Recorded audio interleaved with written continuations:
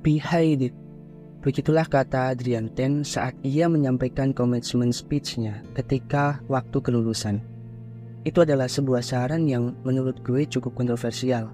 Karena siapa sih orang yang mau dibenci? Ya, benci tentu merupakan hal yang mungkin sudah sepatutnya dianggap negatif. Akan tetapi hal yang menarik adalah bahwa ketika kita melihat banyak figur-figur hebat yang membuat perubahan yang substansial, ternyata sangat jarang sekali ada figur yang tidak pernah dibenci oleh orang lain. Ya, hampir semua figur-figur yang membuat perubahan besar di dunia ini, mereka pernah dibenci oleh banyak orang saat mencoba melakukan aksi untuk membuat perubahan tersebut. Sebut saja Einstein, Sigmund Freud, Steve Jobs, Elon Musk, bahkan Nabi Muhammad sekalipun pernah dibenci oleh orang lain. Einstein, gurunya sendiri membencinya ketika ia bersekolah.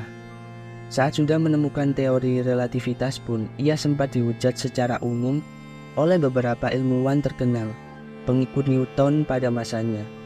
Sigmund Freud, bahkan sampai sekarang teorinya masih kontroversial, dan banyak sekali haters dari Sigmund Freud sejak ia praktik di tempatnya. Nabi Muhammad pun merupakan orang yang sempat dibenci. Ia diludahi dan dilempari batu oleh warga saat sedang melewati jalanan. Dari contoh-contoh ini kita bisa tahu bahwa seseorang tidak perlu menjadi jahat dan menyebalkan untuk dibenci oleh orang lain. Justru orang yang dibenci adalah orang yang mempertahankan idealisme dan juga prinsip pribadinya di tengah-tengah masyarakat. Ya, ternyata orang yang dibenci adalah orang yang berani menjadi berbeda di tengah masyarakat yang kebanyakan punya pemikiran yang sama. Emang sih, bukan cuma orang baik doang yang dibenci oleh orang-orang. Orang jahat pun bisa jadi dibenci oleh orang-orang. Tapi seharusnya kita bisa sepakat kan bahwa sebetulnya orang-orang yang dibenci itu adalah orang yang punya pengaruh besar terhadap orang lain. Tentu berusaha untuk tidak dibenci dan membahagiakan semua orang adalah hal yang mudah. Yang harus lo lakukan adalah ini, jangan pernah terlibat di dalam argumen. Selalu ikuti apa kata orang dan jangan melakukan hal yang berbeda dengan kebanyakan orang. Selesai. Lo akan disenangi oleh banyak orang di sekitar lo, tapi apakah itu adalah hal yang baik? Ya bisa jadi sih. Hal ini bisa jadi baik kalau tujuan hidup lo adalah untuk menjadi teman yang baik, menjadi keluarga yang baik, menjadi orang yang baik di mata orang lain. Tapi kalau lo pengen berusaha membuat perubahan dan mewujudkan dampak besar, maka bermain aman dengan cara membahagiakan semua orang dan menghindari untuk dibenci tentu bukanlah hal yang tepat. Mau tidak mau, ketika kita ingin menciptakan perubahan yang besar, pasti akan ada saja orang yang berbeda pendapat, tersinggung, atau orang yang entah kenapa tiba-tiba akan membenci kita karena sesuatu hal yang kita lakukan.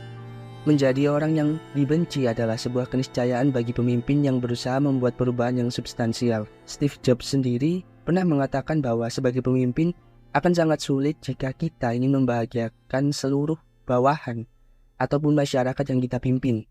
Bahkan ia sendiri mengatakan statement ini, kalau lu nggak mau dibenci, jangan jadi pemimpin, jadilah tukang es krim. Pastilah akan disenangi oleh semua orang. Tapi tentu nggak semua orang, nggak semua dari kita mau jadi tukang es krim.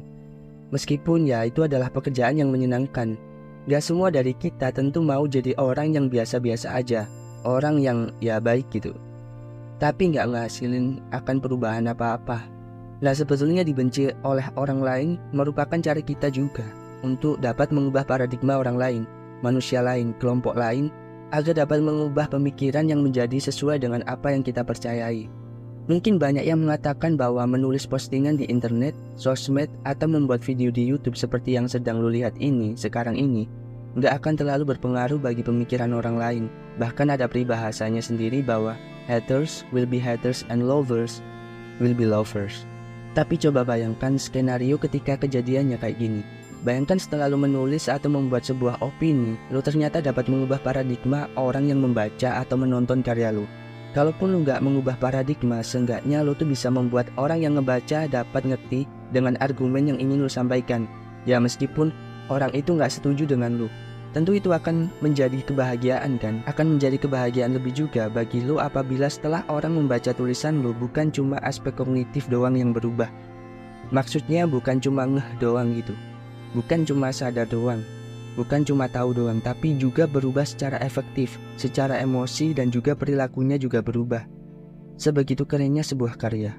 Jika karya kita dapat mengubah perilaku orang, Itulah hal-hal yang dilakukan orang-orang di luar sana yang mungkin sekarang dibenci oleh sebagian orang. Sesimpel itu sih. Oleh karena itu, ada satu pesan buat lo. Ya, pesan buat lo semua di luar sana yang ingin membuat perubahan. Dengarkan pesan ini. Jangan takut dibenci. Ya, jangan takut dibenci. Gitu aja sih.